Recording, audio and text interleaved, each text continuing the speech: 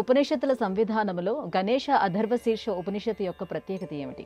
పేరే అథర్వ శీర్షము. అంటే మనకు ఉండేటువంటి ఋగ్వేద, సామవేద, అథర్వణ వేదాలు ఉన్నాయి కదా. అథర్వ వేదంలో చెప్పబడేటువంటి స్తోత్రాలు ఉన్నాయి. అంటే పరబ్రహ్మగా చెప్పబడేటువంటి ఏ భగవంతుడైతే ఉన్నాడో ఆ భగవంతుణ్ణి స్తోత్రం చేయడానికి అనేక అథర్వ శీర్షాలు ఉన్నాయి. ఇవన్నీ కూడా అథర్వ వేదాల్లోనే ఉన్నాయి. అమ్మవారికి సంబంధించి, శివుడికి సంబంధించి, సుబ్రహ్మణ్య స్వామికి సంబంధించి, విష్ణుమూర్తికి సంబంధించి, అట్లాగే గణపతికి గణేశ అథర్వ శీర్షము అనేటువంటిది ఉంది. ఈ అథర్వ శీర్షంలో ప్రత్యేకంగా చెప్పబడే విశేషం ఏంటంటే పరమాత్మని పరబ్రహ్మగా చెప్పడం. అంటే మామూలుగా బ్రహ్మ వేరు, విష్ణు వేరు, శంకరుడు వేరు, గణపతి వేరు, సుబ్రహ్మణ్య స్వామి వేరు అంటాం కదా. కానీ అథర్వ శీర్షంలో ఏ పరమాత్మ గురించి అయితే స్తోత్రం చేస్తారో, స్తుతి చేస్తారో ఆ స్తోత్రము పూర్తిగా పరబ్రహ్మ రూపంగా. ఎందుకంటే ఈయనే బ్రహ్మ, ఈయనే విష్ణువు, ఈయనే మహేశ్వరుడు, సర్వదేవతల యొక్క సమాహార రూపము పరబ్రహ్మ అని అర్థం. సర్వదేవతల యొక్క సమాహార రూపంగా ఎవరిని చెప్తారో వారిని పరబ్రహ్మ అంటారు. ఆ పరబ్రహ్మని స్తోత్రం చేయడమే అథర్వ శీర్షంగా చెప్పబడింది. గణేశ అథర్వ శీర్షంలో ఉండేటువంటి విశేషం ఏంటంటే ఇది పారాయణ చేసినా, దీని ద్వారా అభిషేకం చేసినా, దీని ద్వారా అర్చన చేసినా, దీని ద్వారా హోమం చేసినా కూడా విశేషమైన ఫలితం వస్తుంది.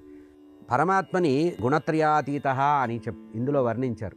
త్వం గుణత్రయాతీత, నువ్వే పరాత్పరుడివి, నువ్వు గుణానికి అందనివాడివి, అరూపివి, అగుణుడివి, నువ్వు బ్రహ్మవి, నువ్వే విష్ణువి, నువ్వే మహేశ్వరుడివి అని సర్వకాల సర్వావస్థల్లో భగవంతుడు సర్వత్రా నీ రూపంలోనే ఉన్నాడని చెప్పి పరమాత్మని చెప్పడం జరుగుతుంది. గణపతి అథర్వ శీర్షంలో ఉండే విశేషం ఏంటంటే మనకి ఏదైనా విఘ్నాలు కలిగితే, ఏదైనా అడ్డంకులు, మనం ఏదన్నా పని చేస్తుంటే మనకు అడ్డంకులు కలిగితే ఈ అథర్వ శీర్షాన్ని పారాయణ చేసినా, దీని ద్వారా గణపతికి అభిషేకం చేసినా, దీని ద్వారా భగవంతుడిని అర్చన చేసినా, దీని ద్వారా భగవంతుడి యొక్క నామజపం చేసినా, హోమం చేసినా కూడా విశేషమైన ఫలితం వస్తుందన్నారు. ఇంకొక విశేషం చెప్పారు. ఇందులో పేలాలతో భగవంతుడికి కనుక పేలాలతో కనుక ఈ అథర్వ శీర్షం ద్వారా హోమం చేసినట్లయితే అనంతమైనటువంటి సంపద ఇస్తాడన్నారు.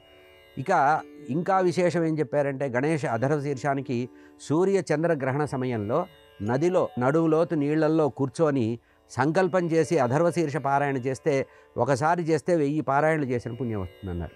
కనుక సూర్య చంద్ర గ్రహణాల సమయంలో కూడా ఈ అథర్వ శీర్షం విశేషమైన ఫలితం ఇస్తుంది. కనుక మనకుండే అడ్డంకులు పూర్తిగా తొలగిపోవాలంటే ఈ గణపతి అథర్వ శీర్ష స్తోత్ర పారాయణ ప్రతిరోజు చేయాలి. విశేషించి ప్రతి మాసంలో కృష్ణపక్షంలో వచ్చే చతుర్థి, సంకష్టహర చతుర్థి అంటారు కదా. ఈ సంకష్టహర చతుర్థి రోజున ఈ గణేశ అథర్వ శీర్షంతో పంచామృతాలతో గణపతికి కనుక అభిషేకం చేసినట్లయితే మన సంకటాలన్నీ తీరిపోతాయి. కనుక గణపతి అథర్వ శీర్షం అనేది అథర్వ వేదంలో చెప్పినటువంటి వేదమంత్రాలతో కూడింది. అందరూ చదువుకోవచ్చు. సాధారణంగా వేదం అందరూ చదవకూడదు అంటారు కదా. కానీ ఈ అథర్వ శీర్షం అందరూ చదవదగింది. శీఘ్రంగా కార్యం నెరవేరాలి, వేగంగా అడ్డంకులన్నీ తొలగిపోవాలి, మనం అనుకున్నది అన్నట్టు జరగాలంటే గణపతి అథర్వ శీర్షానికి మించింది లేదు. ఇది సర్వకాల శుభప్రదము, సర్వకార్యప్రదము, సర్వజయప్రదము. కలియుగంలో 2 దేవతలు చాలా సులభంగా మనకు అందుతారట. కలవు కపి వినాయకం అని. కపి అంటే ఆంజనేయ స్వామి, వినాయకుడు. కనుక ఈ ఇద్దరికి కూడా ప్రత్యేకంగా చెప్పబడింది. కనుక విఘ్నేశ్వరుణ్ణి గణపతి అథర్వ శీర్షతో కనుక అభిషేకం చేసినా, స్తోత్రం చేసినా, హోమం చేసినా, జపం చేసినా కూడా విశేష ఫలితం వస్తుంది. కలియుగంలో ఇంతకు మించినటువంటి వేదమంత్రం ఇంకోటి లేదు అనేటువంటి విషయాన్ని శాస్త్ర ప్రమాణంగా చెప్పారు.